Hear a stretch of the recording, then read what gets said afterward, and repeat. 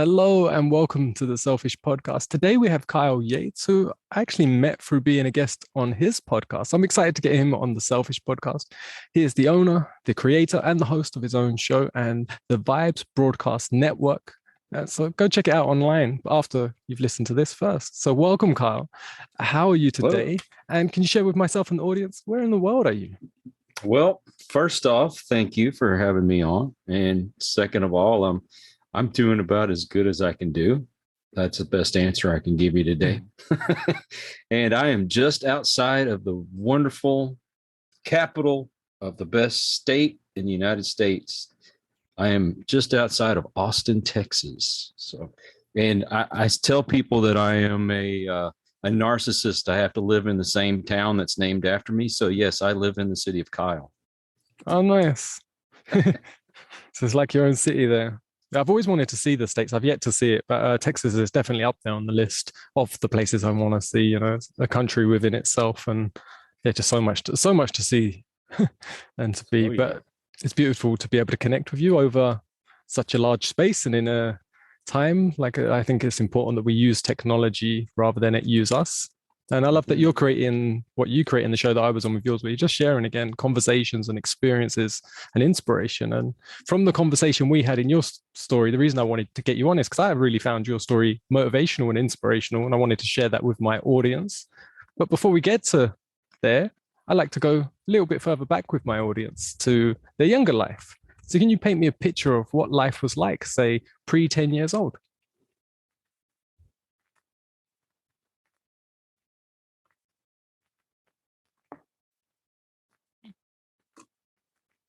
It's frozen down on my end. That was the best. I mean, I had the best grandparents anybody could ever ask for. My home life. I mean, my mom loved me. Don't get me wrong. I questioned whether my dad really did.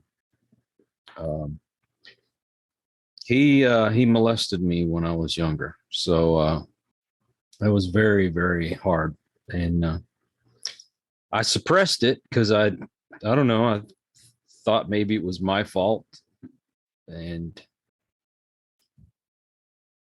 I didn't want to relive it. I was embarrassed too. I didn't want anybody else to know. So it took me till after I was, gosh, my late 30s, early 40s before I ever even told anybody. Yeah, that was what I was going to ask you. At what point did you get to the stage where you're able to share that? Because I know certain things like that, we lock the door on them and try and bury them. Sometimes we even repress them and we forget until something triggers it. But it's often to publicly speak about it takes a lot of courage, and it takes a lot of self-growth, I would say, to be in a position where you feel like that isn't your identity anymore. So you can share it. That was my personal experience with certain traumas. It's like, that isn't what defines me. You know, I'm going to use that experience, but like I tell you a little bit about mine, I think we might have covered it, but my mum was really ill and she suffered severe mental illness. And I couldn't even say the words, my mum is ill, without just breaking down. So I hid it. You know, many people never knew. Some people probably only found out once I started talking online about it, you know, and it's like, but yeah, I thought I would hide it forever. So I congratulate you on your development and your courage, and yeah, for being able even to say the words shows a great development within your life. Well, I've only recently started sharing it with more people because there's so many folks like me that have gone through the same thing, and they do keep it to themselves. It eats them up inside. Sometimes it'll even take hope away from you. You know, it'll take away all your self-confidence.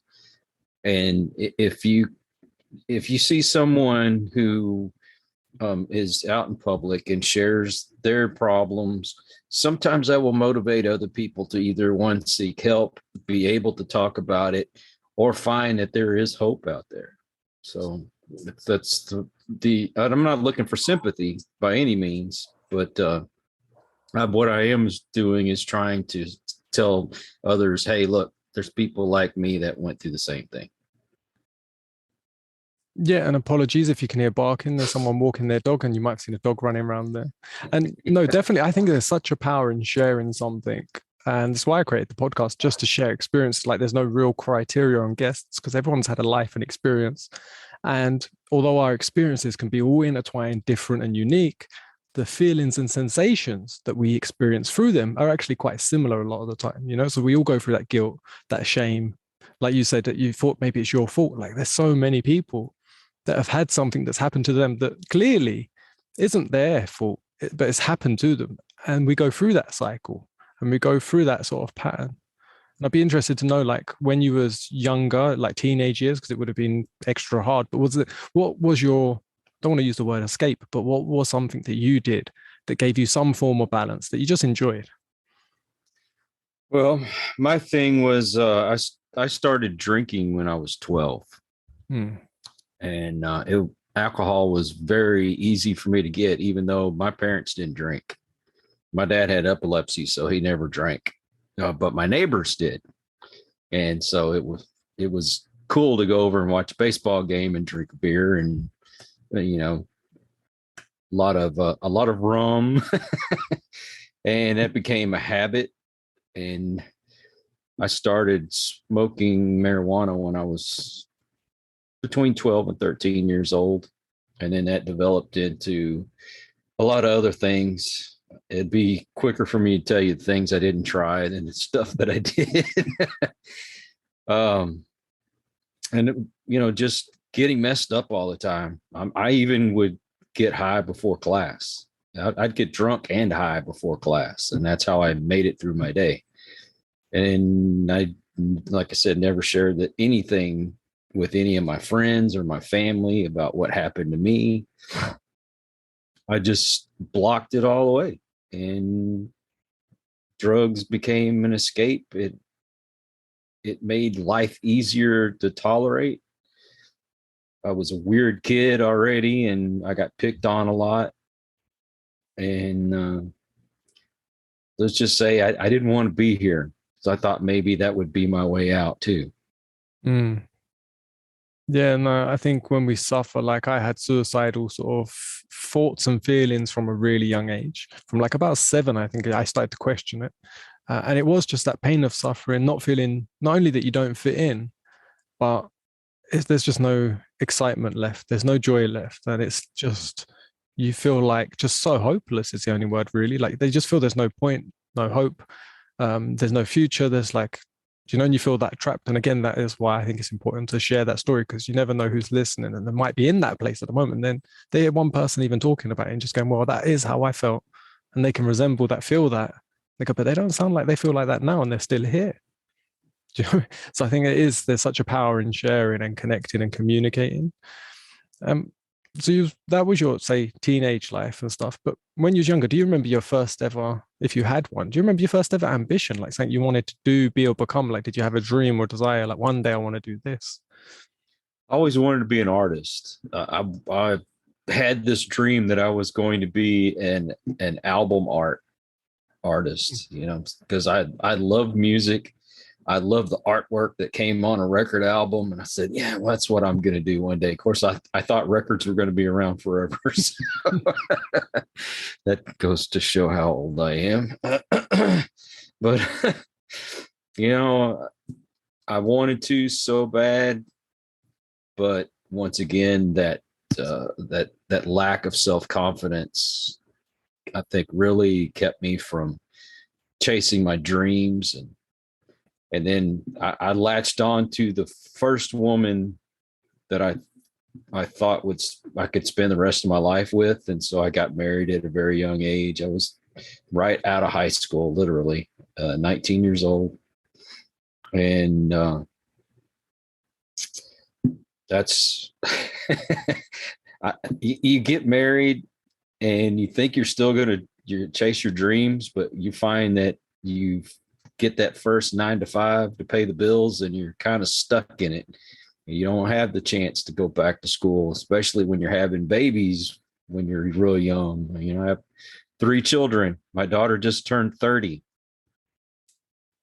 So, and I'm only 52. I'll be 52 this coming Wednesday. So Yes, happy birthday to me. happy birthday.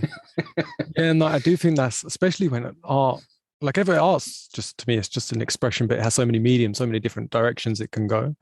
But when you have just high, say, creative ambitions, it's very hard to confine that to say, oh, I'm going to be creative between the hours of 6 and 7. And I'll be working 9 to 5. It's like it doesn't fit boxes. There's moments when you feel super creative. There's moments where you don't. There's plenty of things that make you feel uncreative. And like you said, when you get into that structure and that system of working like that, you can often lose that. And that was for me an issue because I always had all these dreams and desires and passions. And I was like, I need this. But if I just felt, if I went down that route, if I went 9 to 5, if I done this, I wouldn't do it. So I was like, I will struggle and go through things. But I also met someone when I was really young, when I was 15, and I was like, I'll be with this person forever.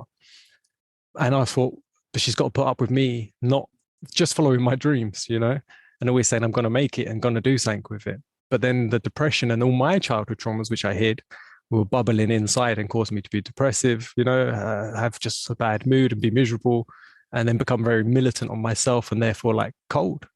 So I think, and that's our relationship. We got married, but it never worked. We was together for 10 years, and sort of fortunately we didn't have children. So it wasn't that pressure and that obligation never come. But that was because I was like, if I have them, I will have to go get this job. I will have to conform to this sort of style just because I wouldn't not be able to provide. I would not be able to give them that shelter and everything they need. But no, yes, I can really resonate with that and that being your path then. But now your children are older. Are you doing anything towards art now in your life? Well, art has actually become difficult for me. As I told you on my show, I've developed a disease in my spine, and it has damaged my nerves quite a bit. So even just to write is difficult. But my wife says that what makes the art beautiful is the mistakes that you make, and I'm like, okay, whatever. But I don't know. I've kind of lost the desire, and I'm more focused on doing what I'm doing right now. I'll do a little bit of art here and there, and it's either little projects around the house or for my grandkids, But Nice. I'm not like pursuing a career in it. I'll put it that way. Yeah. I was actually talking to someone the other week, not on a podcast, just someone I know, and he's like an artist, but he was trying this year, his main goal and ambition was to make money off his art. And as he started going down that route and like getting into digital art and stuff, and he was an older guy, he was about 60. And he had to learn different things for technology, and he's getting inspired and he's getting, but then he was getting stressed. And then he started to go, I'm finding it hard to paint. And he goes, and it was like getting to his core. And just literally a couple of days ago, he's like, do you know what? I'm never going to make money from art because I don't want to. He goes, it's ruining that feeling for me. It's ruining my actual, what I enjoy and what I love. And he's like, I can make money in a different direction because I've got other trades and things that I've done all my life. And he goes, for something in me, I think he's just been encouraged to sell his art and sort of just spark that inspiration, Mm-hmm. But he had to go through the realization. It's like, actually, no, I'm doing this for me. I mean, they say this isn't for sale. That's the problem, is somebody has something that they do real well, and then they decide, you know what, I'm going to make money at it. And maybe in the beginning, it's great, it's wonderful. But then when you're pressured into, oh, I have to get this done and I have to get it done at a certain date and time. And when you're pressured into doing what you love, then you stop loving it as much. I mean, some people may not feel that way, but I've seen it. I've seen people that even with their music, they get out there and then you got an album company telling you, hey, or a record label company telling you, hey, I need you to get this music out at this time and it has to have this sound to it. Then they're just like, I don't want to do this anymore.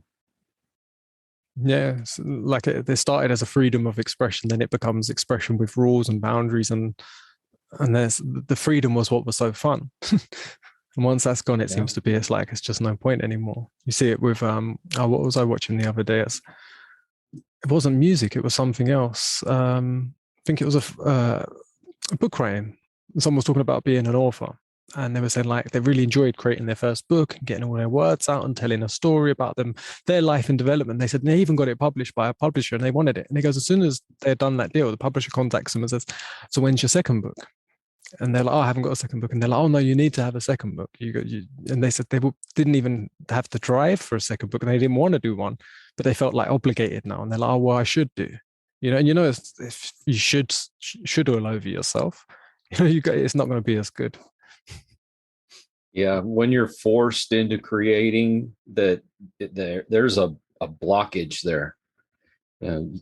For me, I have to be motivated to do it. Sometimes I can look at something and say, oh, wow, I'd like to do something similar to that. Or I love the way the sky looks or just the scenery, and you want to recreate it. And then you're motivated to go do it. But when somebody says, hey, I want you to go do a painting of this, this, and this, really don't want to do that. I want to do what I want to do, Yeah. That's why I hated when people would ask me to do specific drawings, like, oh, can you do my family portrait or something? Going, God, do you realize how much work that is? No, I don't want to do that. Yeah. So how did podcasting enter your world? Now, I was shocked when we spoke on your show that you're on like over 500 episodes. Yeah, this is 10 times more than where I am right now. You're going to be number 59 of my episodes going out in a year. So I'm interested, when did you start? What inspired you to start? And yeah, just where did that inspiration come from and your drive to do so many? Well, if you remember, I told you I'm a paranormal investigator, and that was my dream. It's what I wanted to do, and I did it. I even started my own team after a couple of years, and it's wonderful. But there's just not enough for me. So I told my wife, I got to do something else paranormal wise, and we thought of, hey, let's do a paranormal podcast. So, gosh, I realize now it's been almost 6 years since I did my first podcast, and it was great. I loved it, and I was contacting all these people that I saw on television, and I'd contact other paranormal teams and just anybody that was involved in the paranormal. I was trying to get them on, and this lady messaged me, and she said, well, I love your show. Would you be interested in joining our network? And I thought, wow, this is a great opportunity. Well, this is where I come back to, if you're doing it for somebody else, it's not as fun. Yeah, I had to be on every Tuesday, 7 p.m. Central, and then have a guest that would be willing to be on live that time every week because it was a live show. I just couldn't keep doing it. It was not sustainable for me. And so I told her, thank you for the opportunity. I think I just want to go back to doing my own thing. And so once again, I'm doing my own thing. Well, I was working part-time as a security guard, and we were working a Comic-Con, and I meet Adrian Paul. Now, for those that don't know who Adrian Paul is, if you ever watched The Highlander back in the 90s, he was the Highlander on television. He also was in several of the movies. He was the cousin of Christopher Lambert, the original Highlander. And he's played the bad guy like on shows like Arrow. I don't know if you're familiar with Arrow or not, but he's done a lot of stuff. Okay. And he's a sword master. So I stop and I talk to him when I'm on my break. And we spent probably 20, 30 minutes talking about arthritis and how to take care of it. So that's how you're getting old. Once again, I have arthritis that runs through my body as well as the disease that I have. And I thought, wow, how do you not ask somebody like Adrian Paul to be on your show? So I asked him, would you be willing to do a podcast? And he goes, sure, here's my information. And I tried very hard to figure out how I was going to get him to do a paranormal podcast. So that struck an idea of I need to do something more, because here's somebody that is just inspired me, and I think he can inspire other people. We need to do a show that inspires and motivates people just talking to whether it be your entrepreneurs or authors or just your regular Joe that on the street that has just gone through so much and wants to share their story. Or I've had so many great people on the show, and that's what spawned doing this particular show. So listen to the vibes. And I do my paranormal show, but I just don't do it as often. I just really, really love helping people. So, and that's my story, and I'm sticking to it.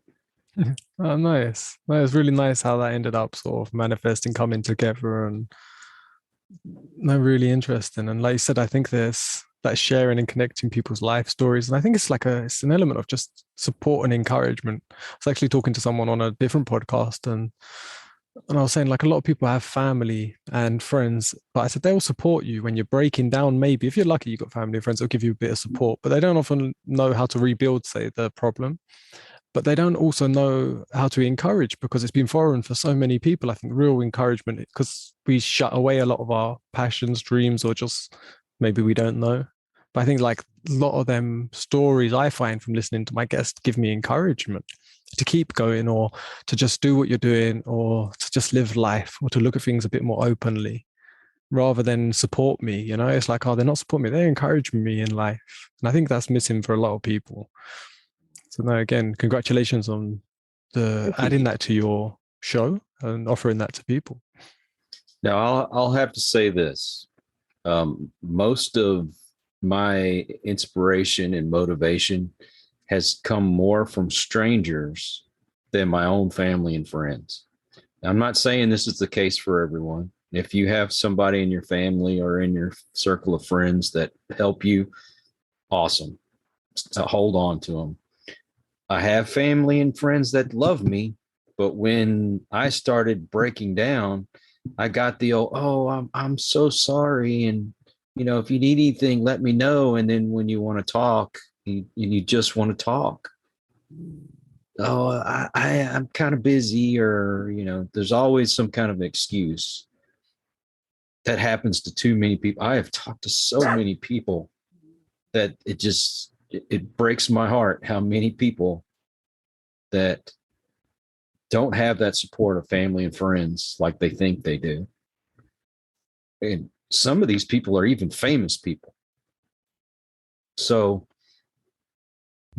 if you got them, hold on to them. But some of the help comes from strangers. Your Yeah. audience doesn't know me. Most of my audience, they don't know me. But I put my email on the description of every one of my videos so they can contact me. Say, hey, man, I'm going through a rough time. And if I can't help you, I will get you to somebody who can. Or if you just want to talk, I'll be here to talk to. So I'm going to leave it at that. Yeah, nice. It reminds me of, I had a guest who, I think it was like her great granddad. She was an older lady herself. So the advice is going back at least 100 years, maybe 150 years. And he said, there's no such thing as a stranger. He goes, it's just a friend I haven't met. And I was like, oh, I really like that. And Yeah. it's that sort of mentality that, because we're taught stranger danger when I was younger, you know, and it's like, no, some of the kindest people, you just haven't met them yet, but they're just another person. And again, for me, when Danielle, I don't know if I told you in your show, but Danielle had my love currently, she had a cardiac arrest and she Yeah. dropped dead, and then she came back. But at that time, I had always had friends, but because I'd closed myself off because of my past, they didn't really know me in that intimate level, I would say. And then when stuff all hit the fan and I needed people around me, I was like alone, looking after someone sort of dying in my arms. And I was like, I don't have any friends. I have acquaintances. I didn't have, like, maybe one would turn up now for a little bit to help me with something, but it was really minor. I never asked, but it's like if you were what I thought before, like from what you get from movies and TVs, if you've got this friend system, these close friends, they know when you're needed. They know when you need them, sorry. You don't have to ask. So I was under that sort of assumption that, like, when something goes really wrong, they're all going to come in. They're all going to help out. Whether that's even like cook you some food and bring it in because you just haven't had time to even make yourself something to eat that day. And again, I've seen it in TV, they're bringing the lasagna dishes around and everyone's bringing food and, oh, the fridge is too full because you've had such a hard time. Everyone's being there for you. And I was like, that never happened. And it was a harsh reality to sort of face. Yeah, it really is. And, there's a bit of a catch 22 when I get a message and it says, do you have time to talk? Part of me is happy and excited that this person has reached out and wants to talk to me. But then there's also in the back of my mind, oh my God, I hope everything's okay. I'm glad that I'm here for them to talk to, but I also don't want anything bad to happen to them. So there's that. But if somebody messages or calls me and says, hey man, I need to talk, I want to be there for them. I feel very guilty because, my little brother ended his life and he was only 22. Mm. And when he called me one night, I'd been working and I was really, really tired. And he called me in the middle of the night. I had to get up early and go to work. And I'm like, can I call you after work? But he needed me at that moment. And because I wasn't there, he's not here. Yeah. So how old would you be then? How little? You said he was 22? He was 22. So I was about 29, almost 30 years old. And, yeah, you never know how much the littlest act can make a big difference. I think that's just a good sort of, for me, I see that when I hear stories like that. Thank you for sharing. It's like, okay, like try and be the best version of you at all times to be supportive for people. Even if it's subtle gestures when you see people, that you smile at them, that you show them an act of kindness, because you don't know what they're going through. They could be a stranger, but that one little interaction may change their behavior if they're having a really bad day, time, life. So it's like little gestures. So ladies, if a man walks by and he smiles at you, or he says, hey,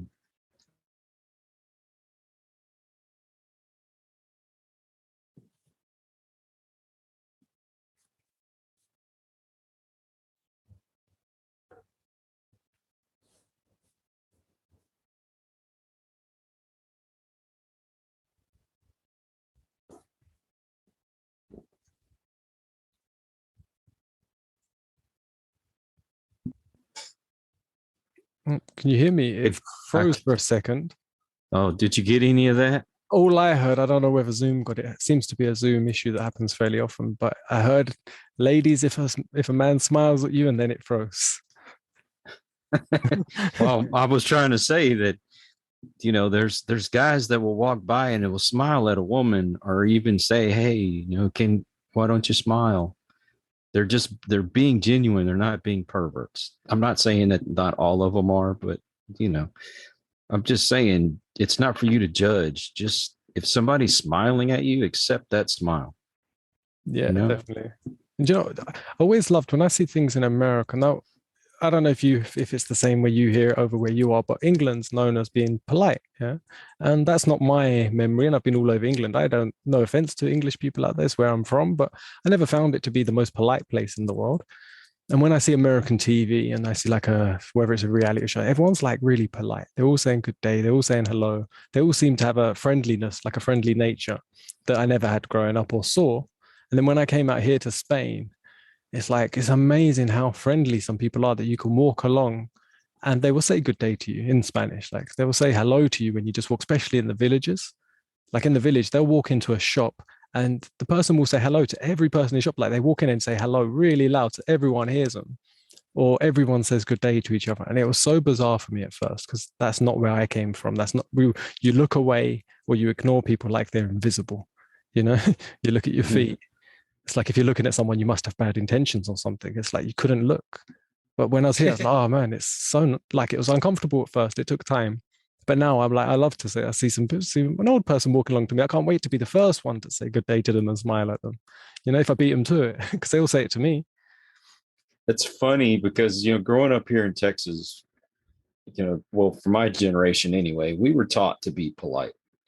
You said hello to everybody you met. If somebody needed help, then you reached out, especially where I lived at, hurricanes would come through and you'd have all these tree limbs and trees knocked over and, just all this damage. So I remember the neighbors helping each other, cutting up all this wood and hauling it off trash and, fixing roofs together. And we just helped each other. And, you always had a, how you doing? Or, you at least nodded your head when you were walking by somebody. You acknowledged the person you're walking up next to. And I've just been used to that, always yes, sir, no, sir, yes, ma'am, no, ma'am. That's just the way we were raised, to be polite. Took a trip to New York a few years ago. Totally opposite. I mean, you ignored everybody, or at least they ignored you. And the only people that talked to you were the people looking to get money out of you. That's it. It just blew my mind. You didn't get the, how you doing? Of course, here in Texas, we all say howdy. It's not a cliche. We say howdy. I don't know, man. It blows my mind how one part of the country is totally opposite from the other part of the country. I just think we should say hello. I'll spend extra time in line at the grocery store, not get in the line with the automatic grocery, you do it yourself. No, I'll go to the line where there's a person doing it for you, just so I can say hey and do my dad jokes, Yeah. But yeah, no, it is so strange. Like I said, back where I was from in Crawley, it was just south of London, so right outside the big city, and then near an airport city. So it was very city life, but yeah, very cold. And I went out into the countryside. I've been around quite a lot of England, and so some people be like, "Oh no, if you go into the countryside, it's real nice." But I was a bit younger, a bit more rougher looking, and I think maybe that they didn't want me there. They could tell that I'm from a city, visiting their country village, and I weren't getting happy looks, and I weren't doing nothing wrong, but yeah, they didn't look like they wanted me there. So I wasn't getting in. You just getting this face watching you everywhere you go. It was no hello, howdy, good day, none of that. So yeah, I have no memories of anyone being polite in that sense. But I love it over here. And that's what I want to see in America as well. It's like go to Texas, go there and see someone say howdy as you walk down the street. It's just to me, it's just friendly. Like you said, it's just common. It's not harassment. It's not aggressive. It's the opposite. It's like it's showing that, hey, I recognize you. You're here in this time, in this moment with me, and we just passed each other. Why not have a nice greeting? Why not share a little bit of a positive energy or emotional sort of connection that's just pleasant rather than cold?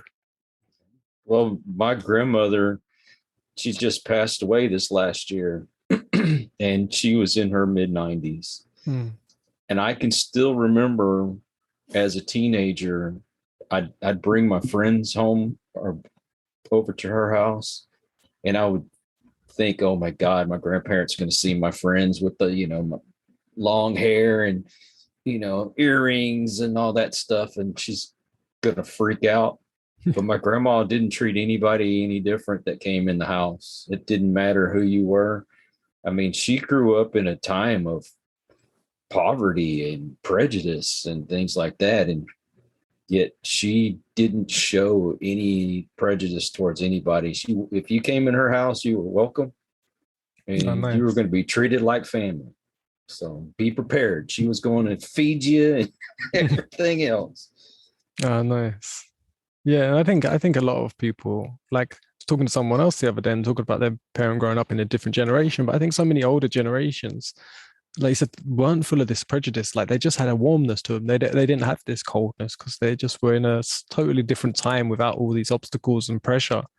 Like that for the most part, I think most people many years ago were very pleasant people. There's always going to be some rotten apples to say, but I don't think the majority were.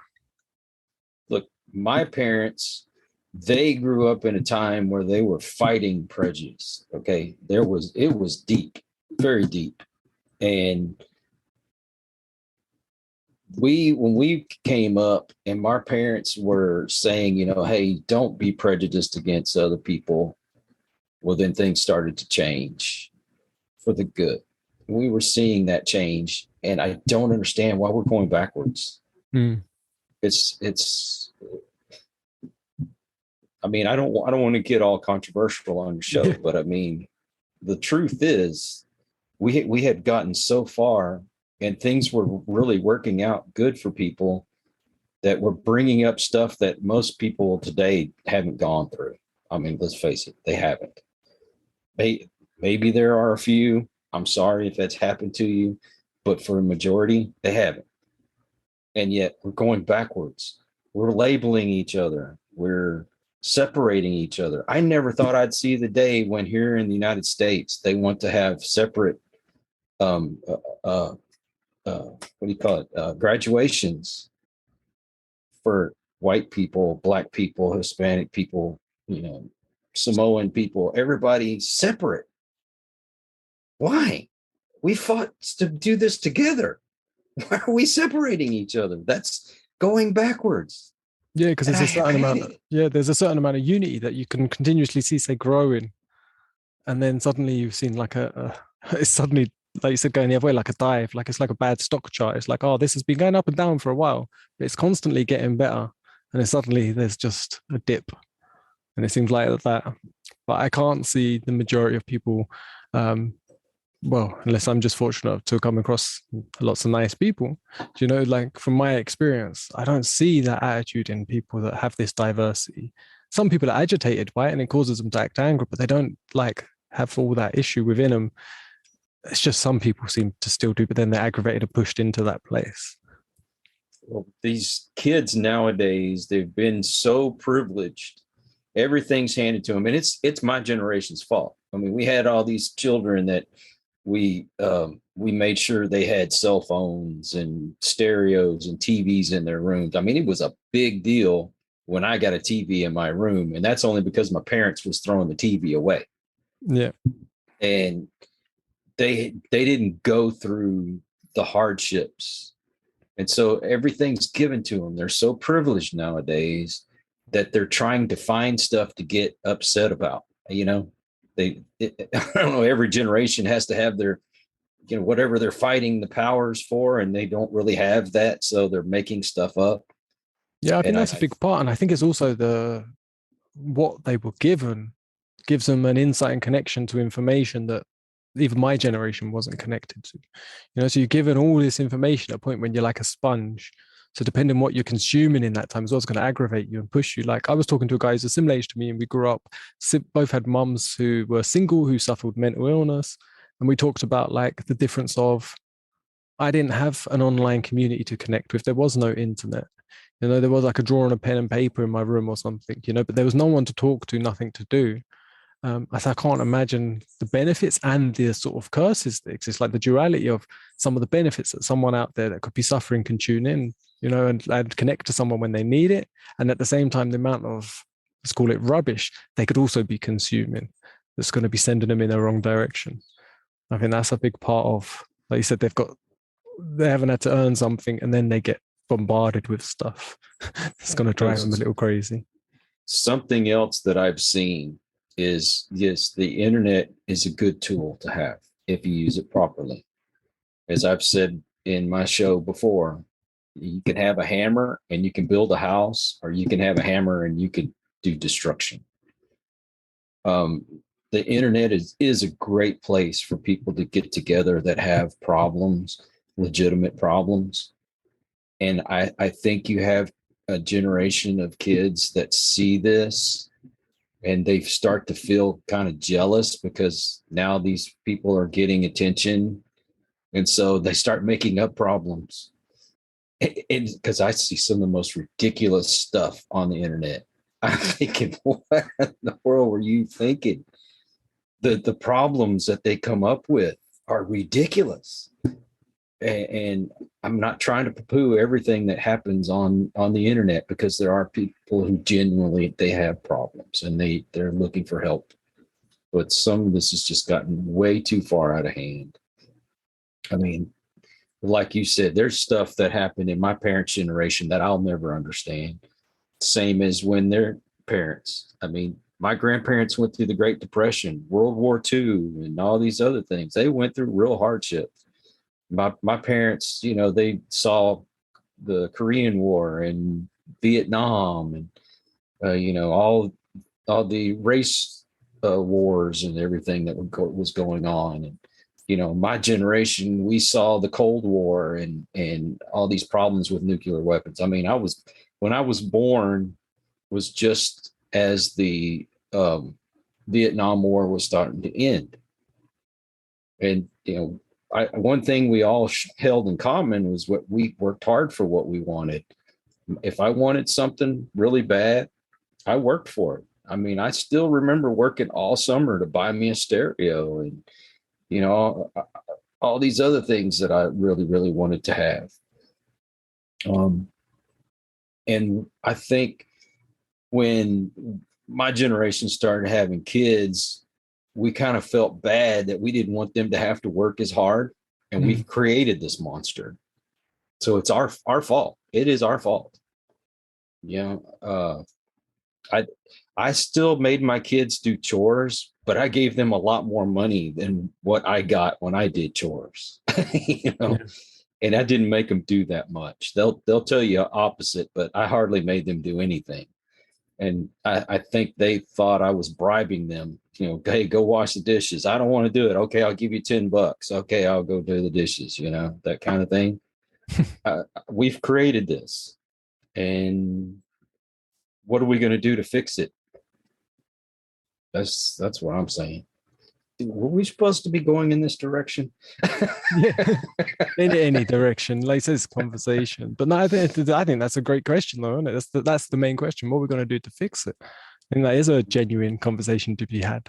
And that's, I'd say, my goal is always trying to grow that idea to try and really get like anything, you can't have the answer because it can always change because everything's in motion, everything's always changing. But if you have zero answer, then you're not fixing anything. You're probably contributing to a problem. So for me, my answer would be, how much can I connect with people, share a love for life, share compassion, use my experiences, use my stories so that they feel just better about their life and any trouble they're in, so they're more productive while trying to help people find a purpose in life to serve. For me, life's about service. So you're here to serve in some form, not for yourself, and you live to give. So it's like, where's your area of service? Everyone's unique. Everyone should serve somewhere. If you're being self-serving and you just take, things just fall apart. But I feel innately that we find joy in service. That's like our place. It's like, I say it like we're the caretakers of the earth, the animal kingdom, and humanity. And some people fit perfectly in each one, but they need to find that and reconnect with it. So for me, it's like try and work towards that in all moments. And that be my, say, dream and passion, is to try and work just towards making that for people. And it's like, that's the only way I can see to fix it from my own experience, because I'm not in a position of, say, power in any way to change literal rules or laws, but I am in power of myself and my influence. Well, I think what is happening, and I'm sorry to the dismay of some people that may be watching or listening to this, but there's a younger generation that's coming up that's becoming more conservative. And the reason why I think that is because my generation is starting to feel that regret of not spending as much time with their kids as they should have. And now are spending more time with the grandkids. And the grandkids are growing up more conservative than their parents were, or this other generation that's coming up. And whether that's true or not, I mean, I'm just speculating here, but it's funny that I'm hearing more and more stories of these kids are like my grandkids' age, that are starting to see the value in hard work. And what am I say? They're seeing things like I saw them. They're starting to listen to the same music that I grew up listening to, and I'm like, wow, that's pretty freaking awesome, Now, this is not true for everyone. This is not a blanket for everyone by any means, but I'm just saying that I'm hearing more stories like this. I'll have that conversation with some of the musicians that I have come on my show, and they're like, yeah, it's kind of crazy. These little kids that are 10 years old are starting to listen to our music. What? Yeah. Like Maybe there's hope. Yeah, because they're plugged into one thing so they can get stuff. But like I said, it's really interesting what you're saying, like, because their parents are having to work all the time, that the grandparents get so much time with them. And the Mhm. grandparents have learned what they've done wrong with their own kids. And they're like, I'm not doing that to the grandchild. Exactly. You know? Exactly. I mean, I feel bad because I didn't spend as much time with my kids. And it wasn't that I was working all the time. It's like when I wasn't working, then I was getting drunk. Hmm. You know, it was all about me. I'm tired. I don't want to talk to anybody. Just leave me alone. Let me watch my football game, you know? And I feel so bad that I did that to my kids. And I tell people my kids are successful in spite of their father. And it's sad to have to say that, but the work ethic that my daughter has to go as far as she has in her life and how she raises her kids even stricter than what I did, you know. Uh, my boys, um, they have gone out and pursued what they wanted to do in life, and why didn't I do that? I just took whatever job I could get, you know, whether it was construction or I was uh, what do you call it? Oh my God, brain fart. I was an exterminator.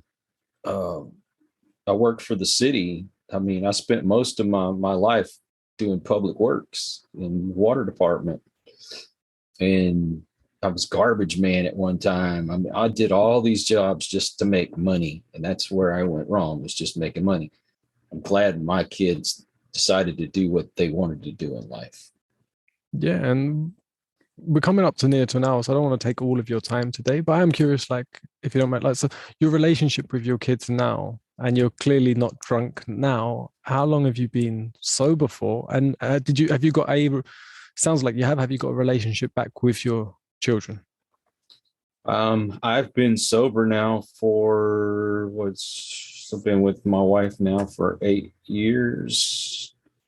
So I'm going on about 15 years of sobriety. Um, and even though my relationship with my daughter is a lot better than what it used to be, I can still tell there's some resentment there.